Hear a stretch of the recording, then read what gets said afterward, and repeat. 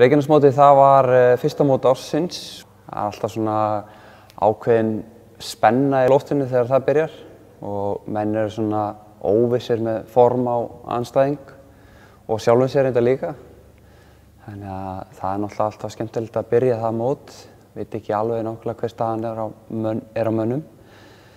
Ég byrjaði á því bara að keyra svolítið upp tempóið í byrjun og það endaði með við urðum 3, ég, Árni og Ingvar. Svo enduðum ég og Ingvar 2 á leiðin tilbaka sem endaði svo í endaspretti á okkur 2. Svolítið öruggur endasprettur hjá mér. Fínt mót, það var svolítið kalt. Ég held að flestir hafi verið sammála því. Eitt af þessum blautu mótum sumarsins, blautu og köldu. Þingvellir var annað götuhjólamót ársins. Það leit út fyrir að yrði betra veður í því móti. Það var svona rigning og 4 gráður, ekki mikill vindur. En raunin var önnur.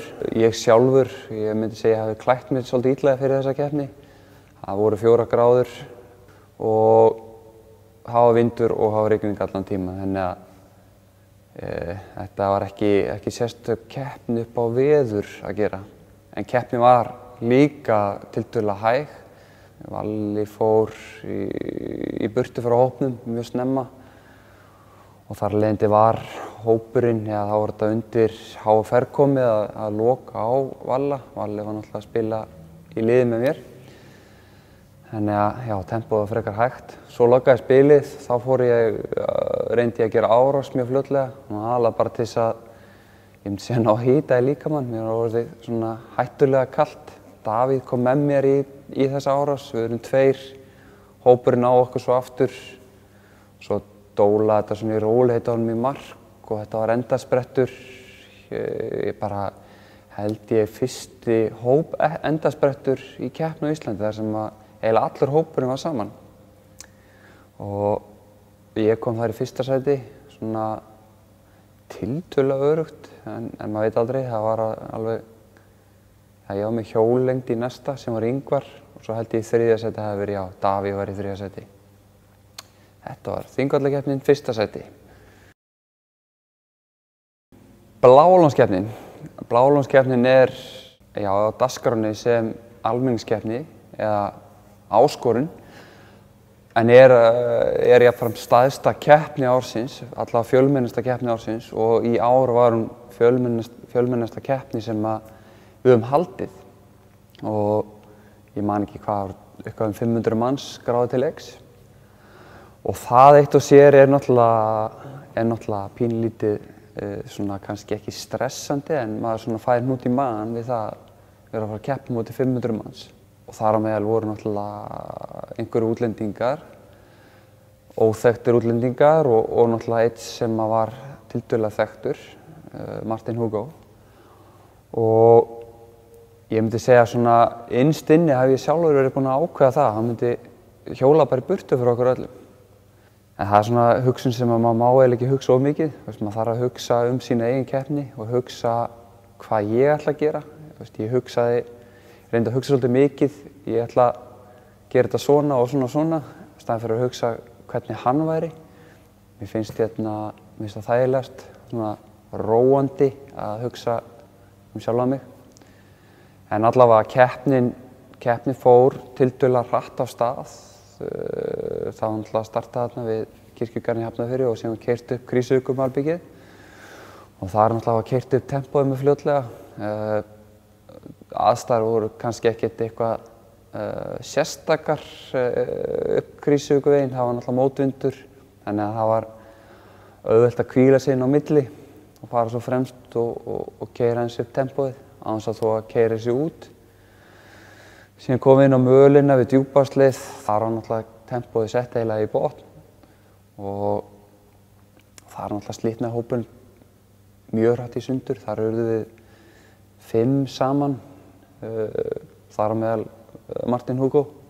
Þessi hópur, hann fór svo niður í 4. Ég held að Davíð hafi dottið fyrstur úr þessum hóp. Síðan sprakk hjá Kára inn á Vigdísarvöllum. Otto Tannur og síðan þarna urðum við 3 eftir, ég, Martin Hugo og Ingvar. Ingvar datt svo úr fljótlega eftir Vigdísarvelli, það var brekka þar sem að hann datt úr. Þá urðu ég og Martin Hugo bara 2 eftir og við hjóluðum saman, unnum svolítið saman þangað til við komum að Ísólskálabrekku, komum upp að mölinni inn á malbyggið. Þá í raun og veru bara stakka mig af og þá átti ég í raun og veru ekkert meira inni á tanknum fyrir hann. Þangað til að við komum niður Ísólskálabrekku þá sá ég það fljótlega að hann var ekkert að fjarlægjast mig og þá ákvað ég í raun og veru að bíta aðeins á jaxlinn og reyna að ná honum aftur. Ég sá að það væri möguleiki að ná honum og sem gerðist, ég náði honum mjög fljótt bara inn í Grindavík og svo hjóluðum við saman. Ég raun og veru þangað til að við komum inn að Þorbirni og þá fór hann að gera árásir á mig aftur sem ég hélt að myndu takast hjá honum en ég náði einhvern veginn að hanga á honum eða ná honum alltaf aftur.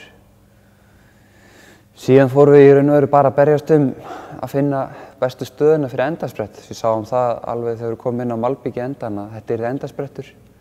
Og ég fann það alveg að ég var ferskur, ég var með ferskar lappir og ég hugsaði að þarna væri möguleiki á að ná að vinna í endasprett. Og í raun og veru þegar voru 100 metrar eftir þá var ég komin í kjöraðstæður til þess að búin að setja upp góðan sprett á mótunum og vann hann með nokkrum hjólengdum. Ég myndi segja einn af mínum eftirminnilegustu sigurum og náttúrulega eftirminnilegustu sigur sumarsins fyrir mig allavega, svona erfiðasta keppnin. Fyrir Blálónið þá var Ellingsen búinn að leka því eða láta vita því að þeir ætla að flytja inn mann sem hjólar þeirra merki. Það var sem sagt Martin Hugo sem þeir ætla að flytja inn. Hann er svona sterkur fjallahjólreiðari frá Noregi. Þeir gerðu þetta í fyrra líka og það var ekki alveg nógu sterkur gaur. Þannig að þeir komu með eitthvað sterkari núna. Og þetta var búið aðeins að blása upp, þetta var búið að vera í sjónvarpinu og eitthvað svona, búið að setja þetta í blöðinu og eitthvað. Þannig að þarna var eiginlega fólk búið að ákveða það að held ég að þetta væri maðurinn sem myndi vinna Blálónið. Ég eiginlega bara gera ráð fyrir að hann myndi vera fyrstur í mark. Og sjálfsögðu náttúrulega hugsaði ég það líka að þetta væri nú sennilega bara maðurinn sem myndi vinna mig. Og auðvitað hugsaði maður náttúrulega líka hina strákana þessu íslensku sem eru að keppa á mótinu, sem eru sterkir. En einhvern veginn þá fannst mér bara eins og þessi gaur væri að fara að vinna mig. En það var ekki raunin og hann var ekki eins sterkur, jú, hann var alltaf sterkur, en hann var ekki eins sterkur og ég, en ég náði að vinna. Sem er náttúrulega rosalega sætt í raun og veru að vinna mann sem búið að blása svolítið upp og láta lítið út fyrir að hann myndi vinna fyrir keppninu.